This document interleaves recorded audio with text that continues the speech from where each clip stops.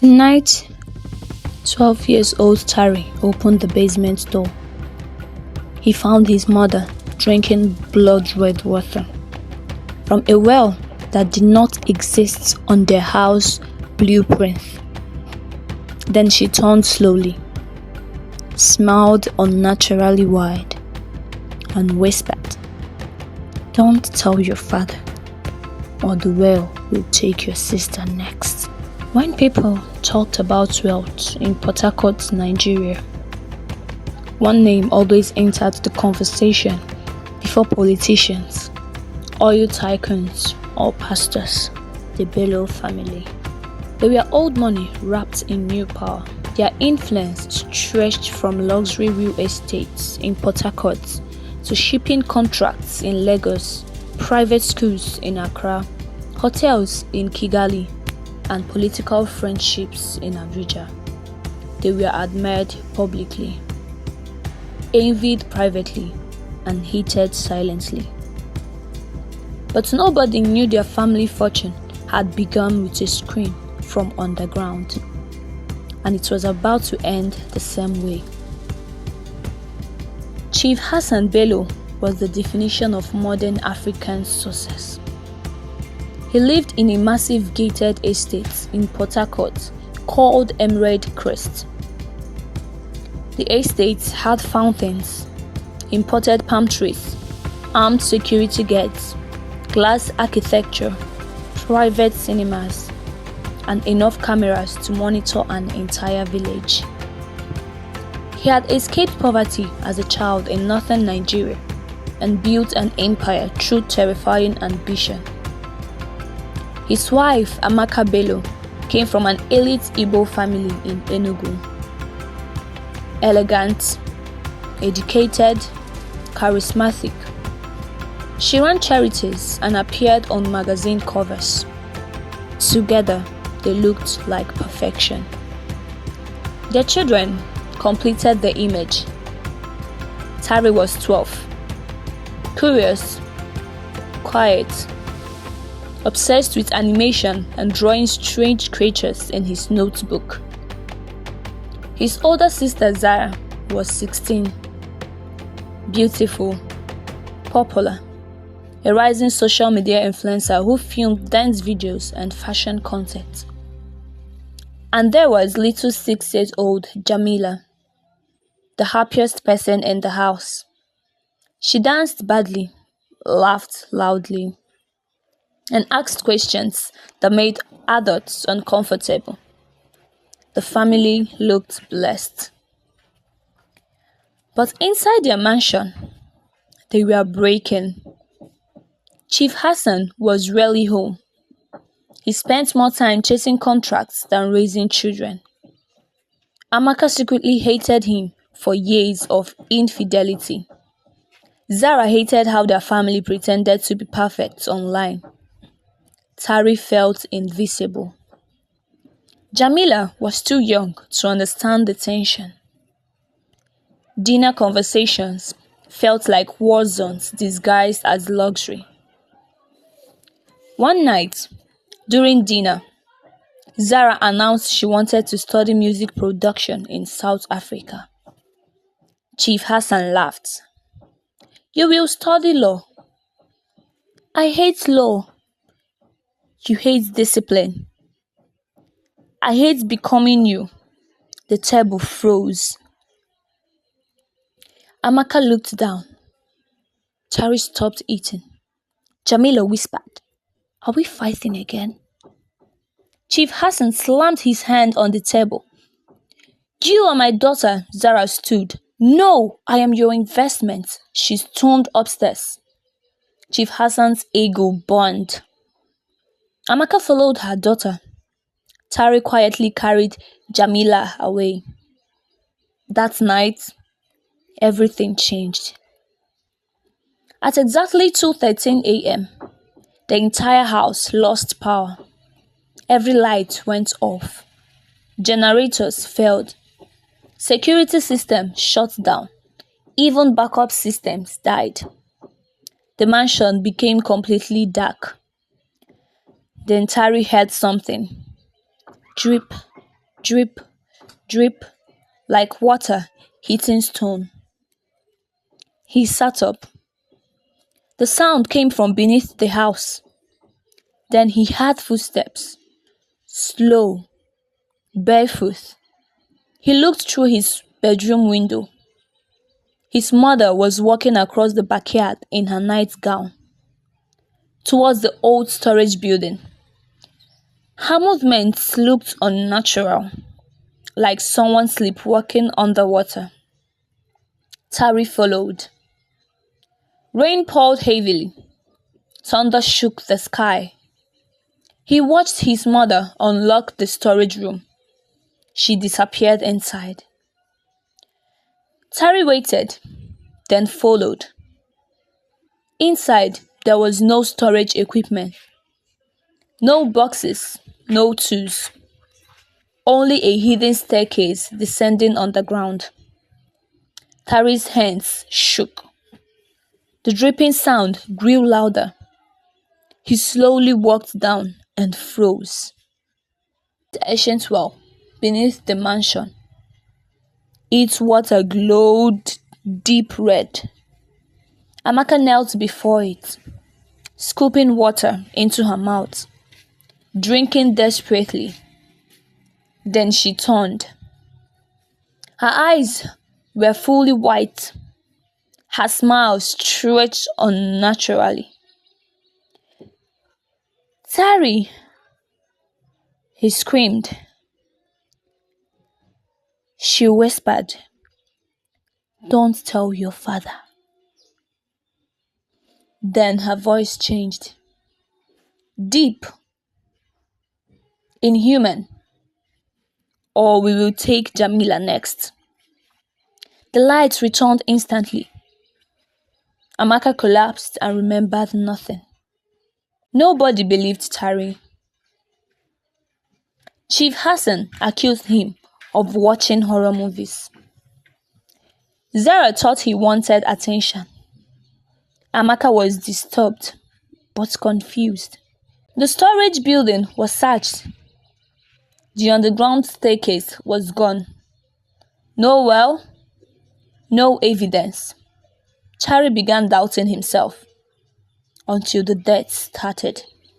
The family chief drowned in an empty bathtub. The driver disappeared. Security footage showed him walking into the backyard at 3 a.m., never returning. Their dog was found skinned. House staff resigned. Jamila began speaking to invisible people. She called them the Red Aunties. She laughed with empty corners of rooms, sang songs no one taught her. Then one afternoon, she told Amaka, "The woman in the water says Daddy owes her." Amaka nearly fainted. Chief Hassan began investigating the property history and discovered something terrifying. Every family who previously owned that land either disappeared or murdered each other. One Ghanaian businessman killed his wife. A Kenyan diplomat vanished. A South African pastor burned his own mansion. An Ivorian billionaire's children disappeared. And before modern homes existed, the land belonged to an abandoned river settlement. Destroyed after villagers dug a forbidden well. The locals called it the Red Well. Chief Hassan laughed nervously. He didn't believe myth. Until an old woman arrived at their gate, blind, wearing white wrappers, holding cowrie shells. She introduced herself as Mama Akon. The guards refused entry. Jamila screamed from inside the house, "Let her in!" The entire household froze. Mama Akon entered calmly. She touched the walls, then whispered, "This house is hungry." Chief Hassan snapped, I don't believe in village superstition. Mama Akon smiled. Yet your house drinks people. Silence. She revealed the truth. Decades earlier, a poor young man discovered the red well. He was promised endless wealth in exchange. Every generation of his bloodline would sacrifice loved ones. Chief Hassan laughed again. Then Mama Akon said, "Your grandfather accepted the deal." His laughter died instantly because nobody knew his grandfather's hidden history. Nobody. Chief Hassan traveled to Kano to confront his dying grandfather.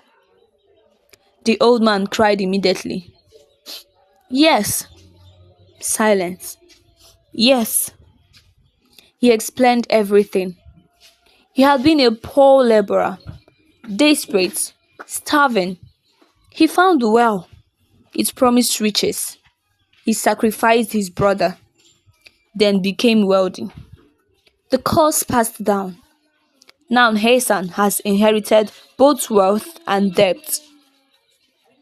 The old man whispered, "Run," then died. Chief Hassan returned home in panic, but things got worse.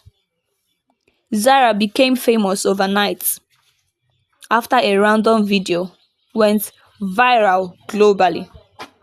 Millions of followers, brand deals, luxury endorsements. She was thrilled. Then she began hearing singing from drains. Red water leaked from mirrors. Her reflection blinked independently. The river spirits wanted her too. The family curse was spreading.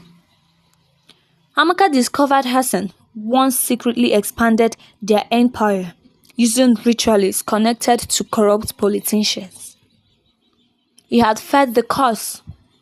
She filed for divorce. Hassan begged forgiveness. Too late. That same night, Jamila vanished. Only red footprints remained, leading on the ground. The staircase returned. The entire family entered together. For the first time, they discovered a massive underground kingdom beneath Port Harcourt. Ancient, flooded, filled with spirits. Thousands of faceless figures stood silently in red water. At the center sat a beautiful woman, half woman, half river creature, the river spirit. She smiled. "She belongs to me." Jamila sat beside her, calmly, eating fruit, as if hypnotized. Hassan begged, "Take me." The spirit laughed. "You offered yourself too late." She revealed the final bargain. One true sacrifice, or all blood descendants die. The family turned on each other. Zara blamed Hassan. Amaka blamed his grief. Tari blamed everyone for ignoring him. Old secrets exploded. Affairs, flood, betrayals, illegal deals, hidden children, everything surfaced. The spirits watched happily because greed always fed her. Then little Jamila spoke, and everyone went silent. Why do adults always choose money before family? No one answered. Because children weaponize truth better than spirits. Tari remembered his drawings, the creatures he kept sketching for years. He realized he had been dreaming of this place before moving there. Mama Akon had marked him at birth. He was spiritually sensitive, the only one who could break the curse, but it required entering the ancestor court, where family bloodlines are judged. And failure meant internal imprisonment. Tari volunteered. Hassan refused. Tari screamed. You already sacrificed enough people. Silence. Even Hassan cried. Tari entered the spiritual court. He faced ancestors, victims, dead servants, the murdered brother, generations of pain. He was shown every selfish decision his bloodline made. Then the ancestors gave him a choice: save his family wealth or save innocent future generations. Tari chose instantly.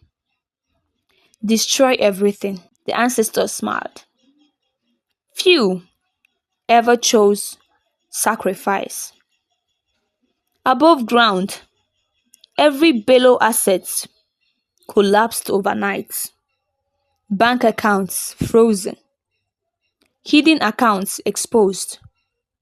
Government investigations launched. Properties seized. Political allies vanished. Their empire burned publicly. But Jamila returned safely. The spirits disappeared. The well dried. The mansion cracked from foundation to roof, then collapsed completely. The family escaped seconds before destruction. Months later, they lived in a modest apartment in Abuja.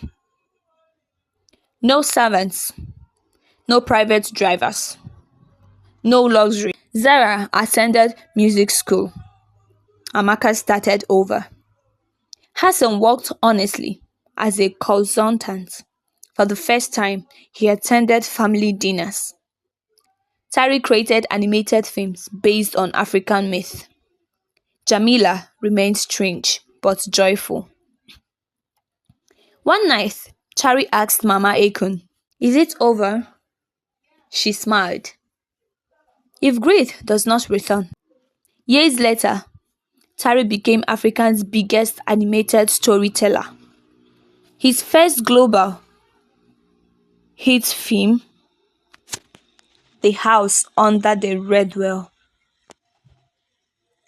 And during the movie premiere, Jamila whispered, "The well is watching someone else now." Tari turned quickly, but she was smiling. And for once, he chose not to ask questions because some wells should stay buried forever.